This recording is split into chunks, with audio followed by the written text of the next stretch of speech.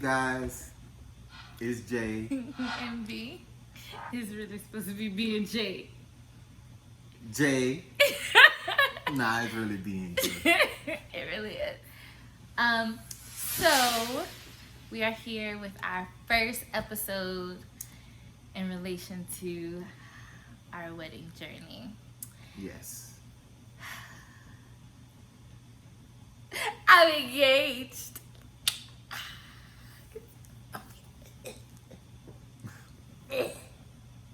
Oh, not my nails. She's been engaged now for 7 months. No, it 10 hasn't. months. Oh shit, no, 9. Technically 9. Almost 10 months. Damn, it's almost oh Jesus. So yes, we got engaged. When did we get engaged? The exact day? Yeah. Damn, it's a shame. I don't know the date. You don't know the day? You lying. What's the date? January 31st. January 31st. Okay, we got engaged January 31st.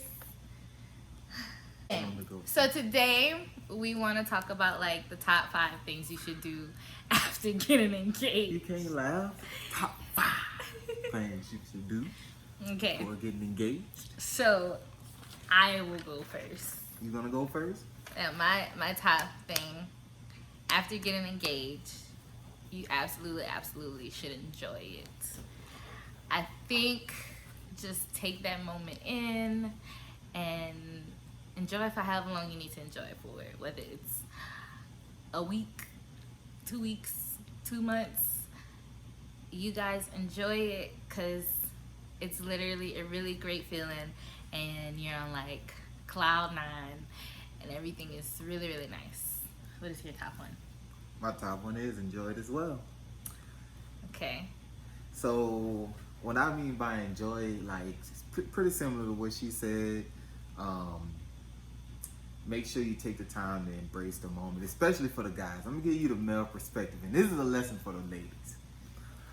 So when you get engaged with your girl, you took the time, like whatever route the man took to get the ring, right? You take this time. I know for me, I ain't just got the money to just be chucking out for no ring. So you take the time, you get the ring, and then you finally propose to get married to your girl, and then bam, you wake up the next morning, and then guess what? It's all over. You immediately jump into wedding planning. Like, it's like, boom. You're like, oh, hold on. I paid all this money and built up all this for the next day be like, oh shit, this moment is over. You thought the moment was gonna last forever, huh? Bruh. Not forever, but god damn, I thought there was gonna be some like, let's bask in this for a little while. So men, real talk, tell your girl straight up, nah man, let's enjoy this. Like make sure you get your time to enjoy this, because you had to do a lot to get that ring, and it's not just for her too, it's for you too. Oh, so it's an accomplishment. Yes. Okay. I see that. Okay. Whether that's I don't know who relationship is like what. Like your girl might just want to enjoy and bask in it too. I don't know, but make sure you take your time and get to appreciate each other, and that moment in between that, like that's a stage 2 I find really important. Okay. Second thing I put on my list was budget. I think that's the second was budget. Because if you're like me, it's like you know what things cost, but you really don't know what things cost. And a wedding is, it can be expensive. Now, one of my biggest pet peeves, and we might just have to make a video about pet peeves of wedding planning. But one of my biggest pet peeves is people saying, well, you just go get married at the courthouse. Bitch, I know what the fuck I could do, but I want to do this, okay? I want to do this. I don't want to go to a steakhouse and get a 6-ounce sirloin. Bitch, I'm going to the steakhouse to get a filet mignon because I want the filet mignon. Like, I don't understand it. But anyways, second, budget. Just so you know, and set a realistic budget. Like, you know your taste, you know yourself, you know your worth ethic. Set a realistic budget. Do not set no little itty bitty budget and then no, you're setting yourself up for failure. So budget. Think about your budget. Talk to each other about your budget. Be really transparent about your budget. I got budget second too. Okay. Yes. I know we don't have the rest of the list the same. Can't be. Probably not. Okay. So set a budget. I think the budget could be whatever you want it to be. Whatever you want it to be. As big as you want it to be, as small as you want it to be. But just know, if you really want a really nice wedding, you want a really nice venue, you want a really nice everything, it's gonna cost you. So just know when you picking your budget, be realistic. Like, you should be setting your budget. That's the time you and your fiance should be talking about, like, do you want open bar? Do you don't want open bar? Like, that's when y'all like start talking about some of those things, so you can like set your budget and know how much you might spend in the long run. Don't be super specific about your budget. Like, don't be like, oh, we only gonna spend like $10,000 on the venue. Like, keep an open mind when you're going into your budget like that. Like, just set a certain amount that you're gonna go into and you ain't gonna spend. So, but also have your list of how much things gonna cost too when you go into it. Well, most people don't know like what these things cost.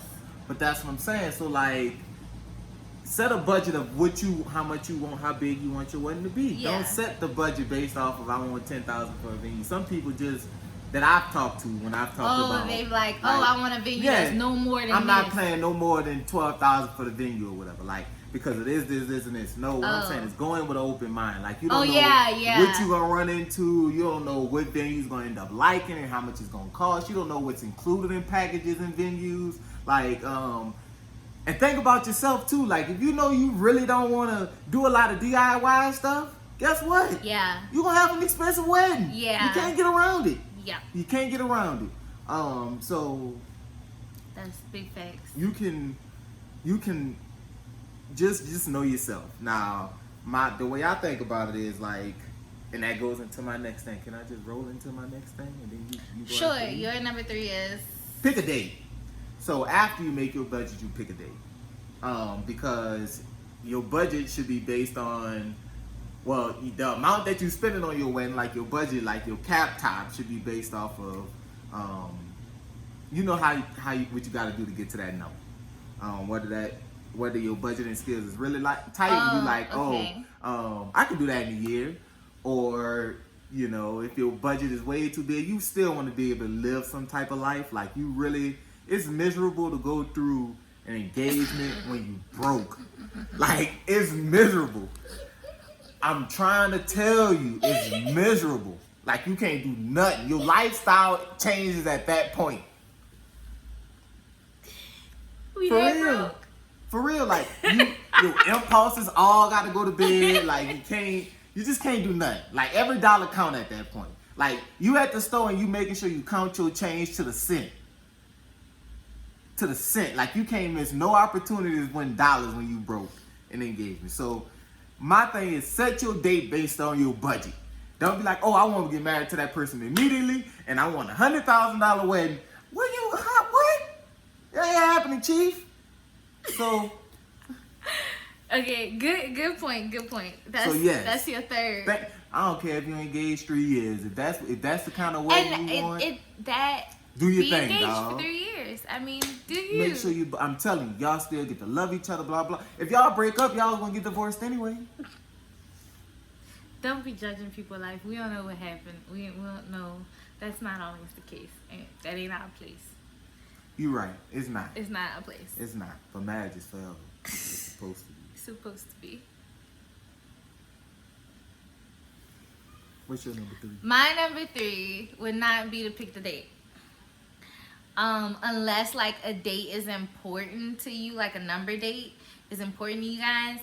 My number 3 is your venue, right? So you want to look for your venue. Like, you want to look for the things you like. So while looking at venues, I was just looking at some rooms I don't see myself walking into.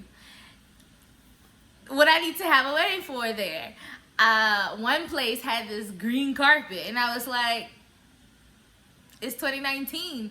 I don't want to walk around on green carpet in my venue. Like, I don't want that.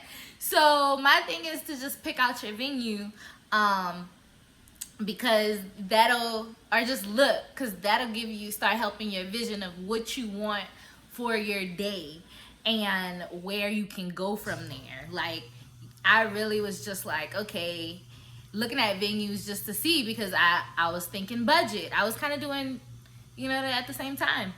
But I would say venue. I mean, you didn't look at venues all that much with me, but I would say venues. That's a good one, babe. It's a good one. Again, venues, if it's a really popular one, your date might not be available. I mean, it depending on the year you want and things like that. So if you guys get engaged and then you want this venue, but you want this exact date, then that's also what's really important to you too. So that's my theory. Good one. You're right. You gotta have a flexible date. I could have sworn, and when I first thought about our wedding, I was like, we getting married on Saturday. We ain't getting married on no damn Saturday. No. I hope you guys enjoyed. Push that like button. Subscribe. Shit, hit that bell too for notifications so you don't miss nothing. We coming at you. Because we'll be having a lot more videos. A lot more content. Leading up until our wedding. A lot more content leading up until our wedding. Definitely. Yeah. So, peace. Let's do something corny. This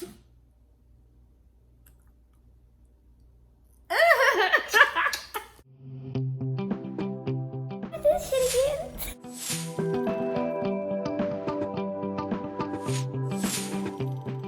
Let's record. Shut up. Let's record.